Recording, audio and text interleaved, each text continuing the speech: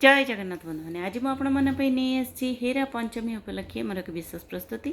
बहु मोर ठाकुराणी।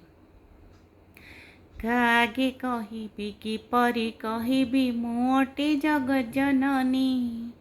पुओ मोर स्वयं पालन करता पुओ मोर स्वयं पालन करता बहु मोर ठाकुराणी। कागे कहबी कि परी कहबी मोटे जगत जननी कौशल्या होई मो जन्म दिलारु सीता होई से आसिला राजकुमार मो कोमल राम को राजकुमार मो कोमल राम को नहीं बनवास गला पुओ मोर केते कष्ट सहीथिला एक थाई एते दिन खुशी देखिलिनी दिने बीता मने खुशी देखिलिनी दिने बीता मने काटिला दुखे जीवन कागे कहबी कि परी कहबी मोटे जगत जननी पुणी से आसिला राधाराणी होई बायता पाई कान्हू जेते पाटराणी आसिले भी राधा जेते पाटराणी आसिले भी राधा गलानी के बेता मनु कागे कहबी कि परी कहबी मोटे जगत जननी जसोदा हुए कि देवकी मो हुए ठाकुर हुए मो पुओ आजी होई अछि गुंडीचा देवी मो पुओ मो कालिया दिया वर्ष सारा रही बड़ देउलरे पुओ मो खटुछि केते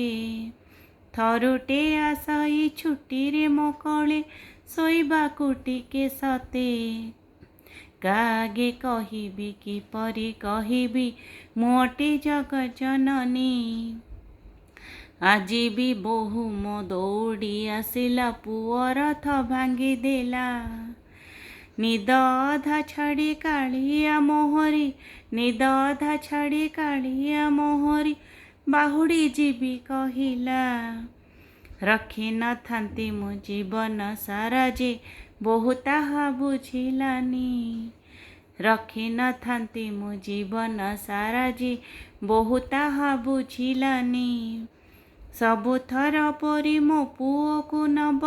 सबुथर परी मो पुओ को नब मोते किछि कहिलानी केते जुग धरी केते जत्न कली किछि त लाभ हेलानी केते जुग धरी केते जत्न कली किछि त लाभ हेलानी कागे कहबी कि कण करिब कागे कहबी के कण करिब बहु स्वयं ठाकुराणी कागे कहबी केमिति कहबी मोटे जगत जननी। बंधुगण ये थिला एक कविता किंतु प्रकृत रे कौन गुंडीचा माँ के अभिमान करिपारती जे महालक्ष्मी माँ तांका बोहू होई आसी कालिया शांत को फेरे नेबाई हेरा पंचमी रे तांका रथ को भांगी दियंते एटा तो केबे संभव ही नुह एटा तो लोकाचार दृष्टि गोटे उपस्थापना थिला मात्र जहाँकि गोटे सासू होई गुंडीचा माँ अभिमान निज बोहू को कहउचंती किंतु प्रकृत रे एहार आभिमुख्य आम हेरा पंचमी आभिमुख्य जानीचे जे दाम्पत्य जीवन जो कली तकराल एटा तो केबे भी तार आभिमुख्य नुहे आभिमुख्य है जे पत्नी सब बेले पति को तार जहाँकि कर्म धर्म कर्तव्य ये सब मन पकईदेवा कामटा निश्चय करे ठीक से ही माँ महालक्ष्मी करिसेंती जे हे प्रभु कालिया सान्त आपण तो बुली आसिले माँ घर को किछि दिन छुट्टी रे रहिले मजा मजलिस भी कले किंतु वर्तमान तो केते भक्त फेर जगी बसचंती श्रीमंदिर रे सेठी मध्ये आपणकर कर्तव्य अछि तेबे चलंतु मणिमा वर्तमान से सब कर्तव्य समापन करंतु यह है तार प्रकृत आभिमुख्य हेरा पंचमीर जहाँ आभिमुख्य जे पत्नीर सब बड़े कर्तव्य रही पति को से मन पकईदेव जे तार कर्तव्य कौन कौन सब अच्छी जो भूली जाए पति मैंने जो भूली जाती अन्य आनंद मजा कला बेले से जब भूली जाती जे से प्रकृत से कर्तव्य करती कि ना कौटी काले छाड़ी आसते तेरे पत्नी हिसाब से माँ महालक्ष्मी परी प्रत्येक पत्नीर प्रत्येक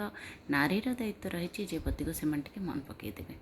तेबे यही उपस्थापनाटी आपमती लगे मतामत दे अवश्य जनइबे अपेक्षा रहा like comment share and subscribe कथा तो मुझे मन पकेबी जमार कहीं आप जानते यही जिनस तो आप निश्चय करेंगे तो पुणी देखा अब आ गोटे भिडियो बर्तमान पे विदाय दिंतु। जय जगन्नाथ। धन्यवाद।